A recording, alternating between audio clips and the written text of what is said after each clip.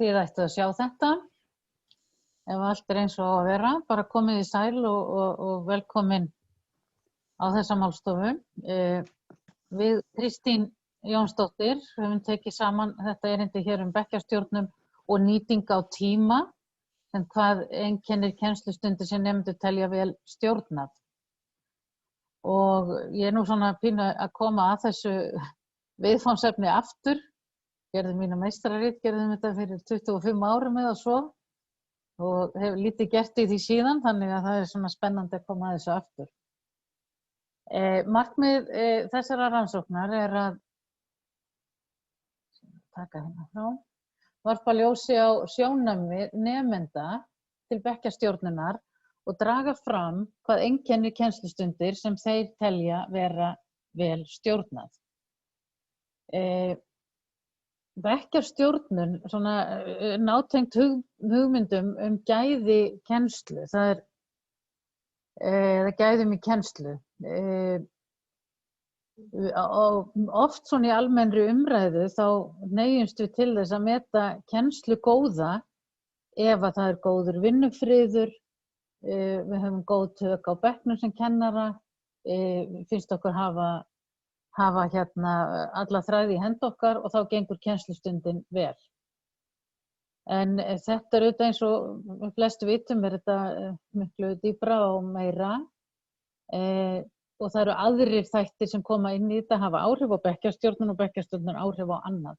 Þannig það alltaf mjög erfitt að tala bekkjarstjórnun sem einhvern einangra fyrirbrigði. Þetta á sér margar hliðar, það hægt að horfa út frá þetta frá mörgum sjónarhornum. Við getum verið að beina sjónum að samskiptum nemenda, félagsfærni þeirra, líðan þeirra. Svo bara beint getum við hort á hvað að gerast, hvernig nemendur að hegða sér, hvernig bregst kennari við þegar nemendur hegða sér illa, hvaða aðferðir og svo framvegis. Þannig að við getum verið með alls konar sjónarmið. En svona grundvallaratriðið að bekkjarstjórnun mótast af flóknu samspili kennara, nemenda, viðfangsefnis og aðstæðna. Aðferðin, þessi rannsókn tengist norrænu öndvegissetri sem KVINT, Quality in Nordic Teaching. Og eins og Kristín sagði, þá var málstofa hér í morgun sem að byggði á þessum sömu gögnum. Við erum að vinna núna úr íslenska gagnasafninu en sambærilegum gögnum safnað á öllum Norðurlöndunum. Og við söfnuðum gögnum í 10 grunnskólum sem 8. bekk vorið 2019.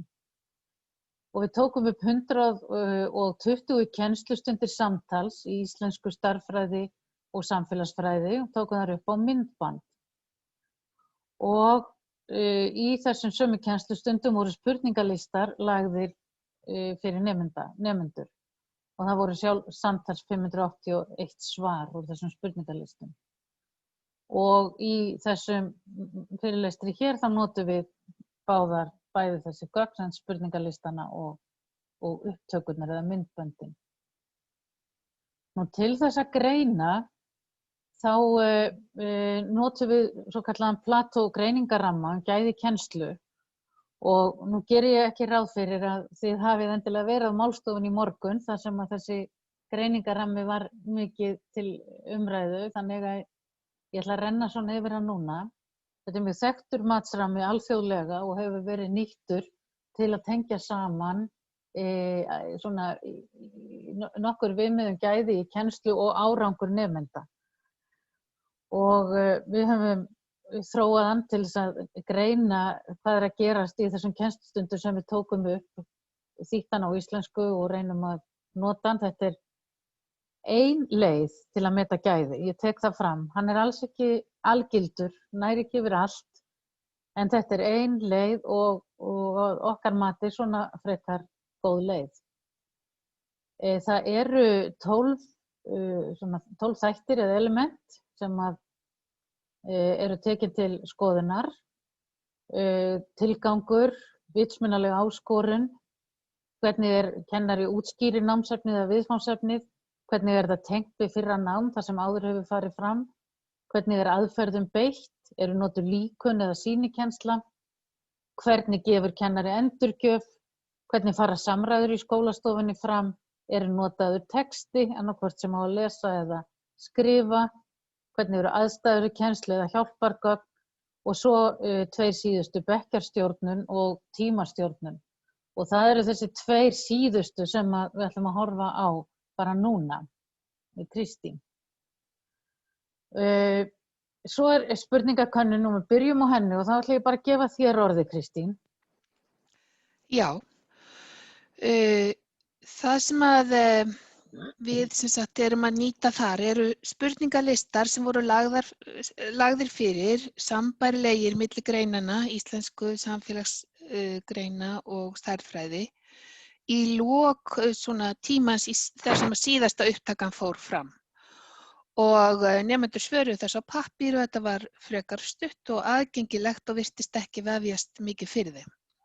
En það sem að við ætlum að skoða hér sérstaklega eru 7 spurningar sem snúa að þessari bekkjarstjórnun og tímastjórnun og nemendur svöruðu á 5 punkta kvarða og spurningarnar sem að nemendur fengu snúa sem sagt að nemendahópnum, hvernig hann sé og hann hegði sér eða að kennaranum, ekki mikið þau sjálf. Þarna sjáu þið dæmi. Spurt var nemendur haga sér, eða þetta voru svona fullyrðingar sem að þau sögðust svöruðu alltaf, oft, stundum og svo framvegis. Nemendur haga sér vel í íslensku tímum eða nemendur haga sér vel í stærðfræðitímum og þá gátu þau svarað oft, alltaf, stundum, sjaldan og aldrei. Eða í stærðfræðitímum haga nemendur sér eins og kennarinn vill. Og sami skali en aldrei spurt, sko, það var aldrei þetta mat ég haga mér vel eða illa eða ég gerir svona og hinsegin. Og þegar við skoðum spurningalistana með tilliti til bekkjarstjórnunar þá eru sem sagt 7 spurningum slegið saman til þess að búa til einn mælikvarða gæði skipulagðra bekkjarstjórnunar sem einkennist af virðingu. Virðing er svolítið lykilhugtak.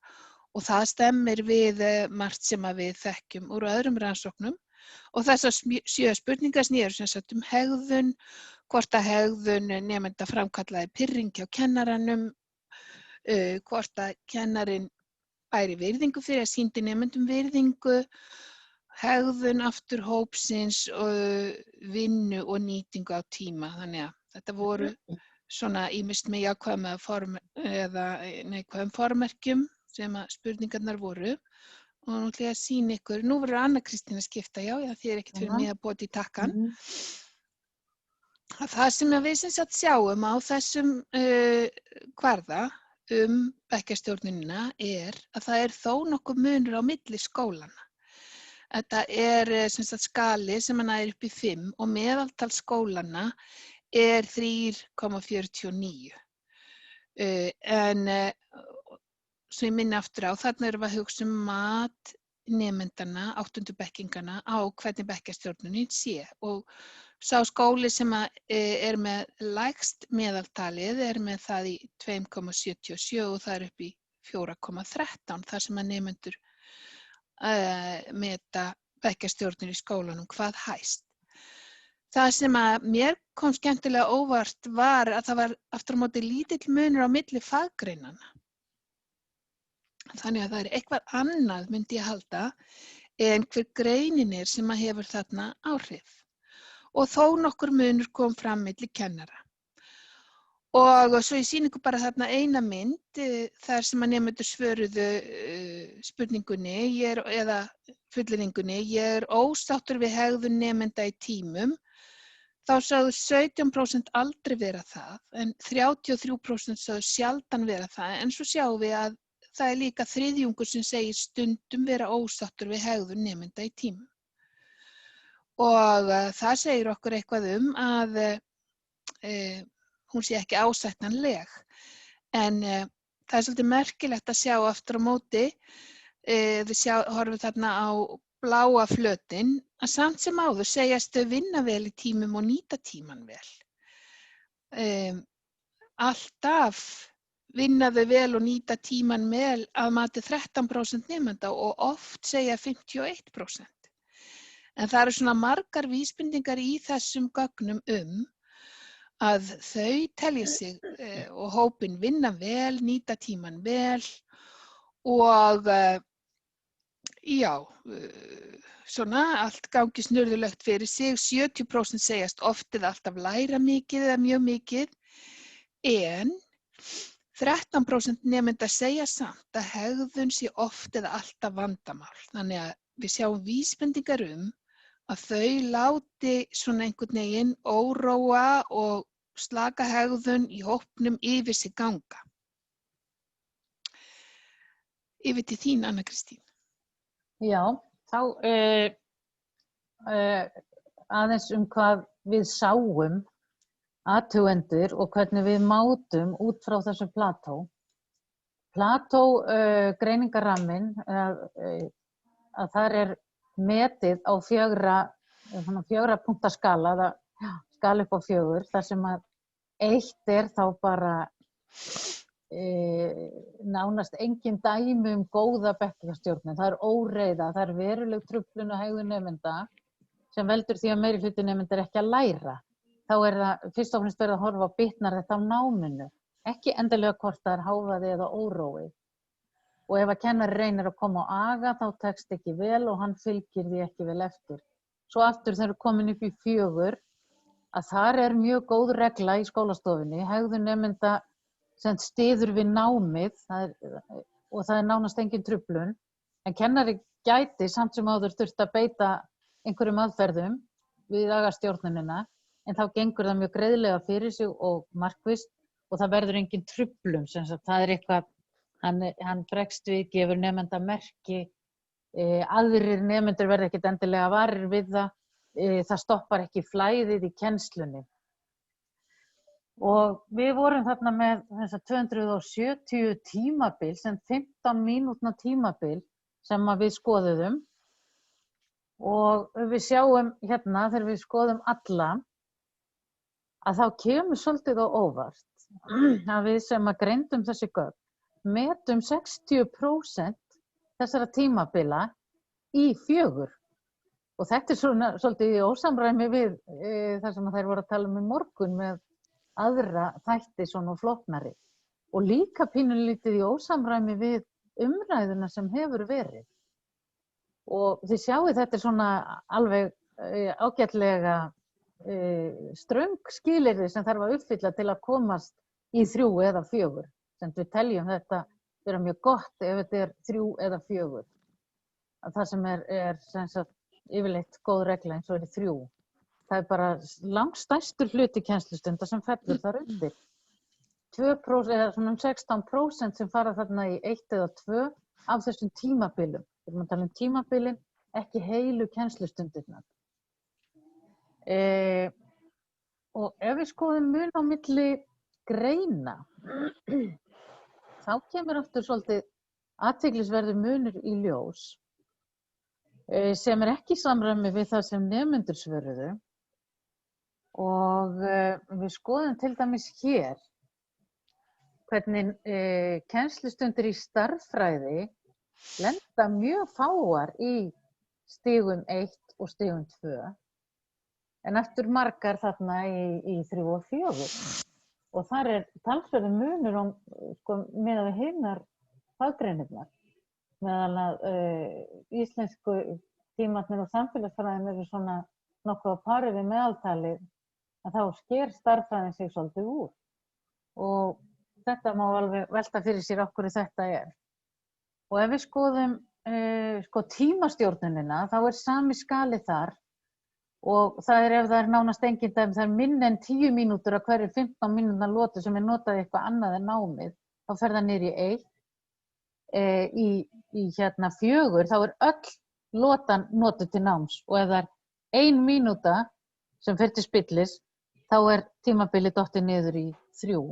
Þannig það viðmiðin sem við notum.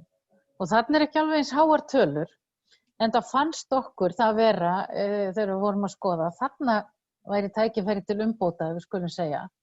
Þið sjáið að það svona nokkuð stórt hlutfall í 1 og 2.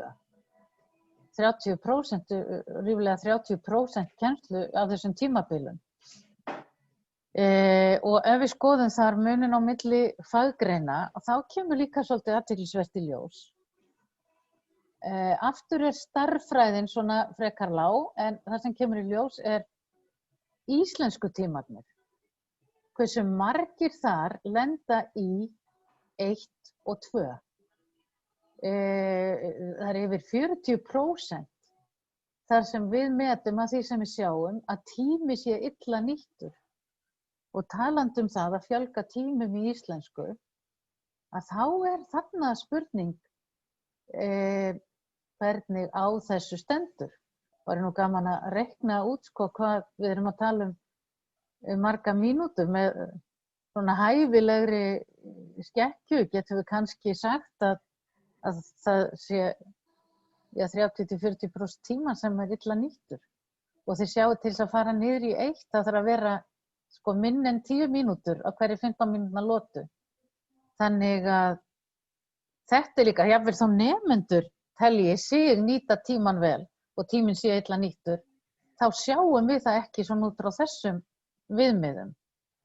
Annað kannski má segja einhverja hluta vegna lenda fáir tímar í samfélagsfræðinni í 4, en þegar við skoðum 3 og 4 saman þá jafnast það nokkuð út. Aðeins náttúrulega taka bara dæmi. Við skoðuðum hvaða kennslustundir nemendur meta hátt sem varðandi þessa stjórnun. Og ég ætla að taka 2 dæmi sem að nemendur voru algjörlega sammála eða mátu sem þetta væri mjög vel stjórnað. Og hér ein, þetta kennslustund í samfélagsfræði í 8. bekk og þarna karlkyns kennari og hann á 1. ári í kennslu. Það líka athyglisvert. Hann á 1. ári í kennslu og það sem að einkennir hans framkomu, hann svona róleg, vingjarnleg framkoma og hann þurfti mjög sjaldan að vera að beita sér. Hann þurfti lítið að hafa fyrir því að hafa stjórn á hópnum. Hann hafði líka svolítið persónulegt samband og hrós, hnippti í þau, nefndi með nafni, Gunnar, þú manst eftir þessu og svona. Þessi kennari aftur skoraði ekki sérstaklega hátt á öðrum þáttum í Plató, til dæmis vitsmunalega áskorun, þessa intellectual challenge. Þar var frekar lágt. Hvernig hann gaf endurgjöfina, það skoraði frekar lágt. Þannig hjá honum var það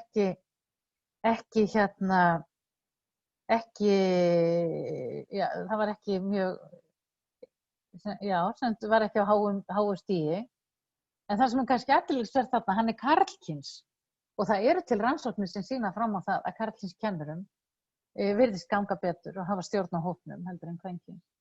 En hér önnur, þetta íslenska í 8. bekk og það kvenkyns kennari með svona nokkuð langa reynslu, ekki samt eldri kennari, svona miðlungs. Og það aftur þetta róleg og vingjarnleg framkoma og mikil persónuleg samskipti, jafnvel snerting, faðmlag, stuðningur við nemendur. Hún sneri sér að nemendum oft og spurði eitt og annað, líðan eða eitt og annað, eða svona ýmislegt sem að hún virtist vita þeirra persónulega líf. Aftur í skólastofinu, það var svona mjög frjálslegt yfirbragð. Börnin færðu, eða krakkarnir færðu sér mikið þau voru að tala mikið saman, það var ekki hljótt. Kennari þurfti nokkru sinnum að grípa inn í, en gerði það mjög lipurlega. Síminn, Jón, eitthvað slíkt. Og stoppaði aldrei kennsluna til að grípa þarna inn í. Og það sem líka kenndi þarna, það var ekki góð nýting á tíma. Þetta var einföld kennslustund og byrjaði seint og skiptingar tóku frekar langan tíma, kannski út af þessu frjálslega yfirbragði. Og þessi kennari skoraði frekar hátt á nokkrum öðrum þáttum, eins og vistmennilega áskorun og endurgjöfun, sem var með það líka á hreinu. Og hvaða ályktanir eigum við nú að draga út frá svona ósamræmi? Það ákveðið ósamræmi milli þess hvað nemendur mátu góða stjórnun og það sem athugendur töldu sig sjá. Og það var líka ósamræmi þarna milli þátta á Plató. Ef við viljum segja það sem góð bekkjarstjórnun, það líka góð kennsla. Það var ekki alveg þannig, þetta ekki alveg svona einfalt. Og þetta eins og Kristín var að segja, nemendur láta óróa í bekknum yfir sig ganga og það viðmót og framkoma kennarans sem virðist hafa mest áhrif á það hvernig nemendur meta gæðin. Sem viðmótið og virðingin sem unglingunum virðist vera mjög mikilvæg. Frekar heldur en svona skipulagsþættir og annað slíkt. En niðurstöðurnar þessar, þær svona undirstrika hvað flókið að greina gæði kennslu. Það ósamræmi milli gagna, ósamræmi í niðurstöðum, ósamræmi í mati og þetta fer allt eftir því frá hvaða sjónarhóli við horfum. Nú, þetta bara til að sýna, við höfum fengið styrki til að gera þessa rannsókn frá ýmsum aðilum og það eru þáttakendur í íslenska hluta rannsóknarinnar sem að koma bæði frá Háskóla Íslands og Háskólanum á Akureyri. Og þá ætla ég að láta staðarinn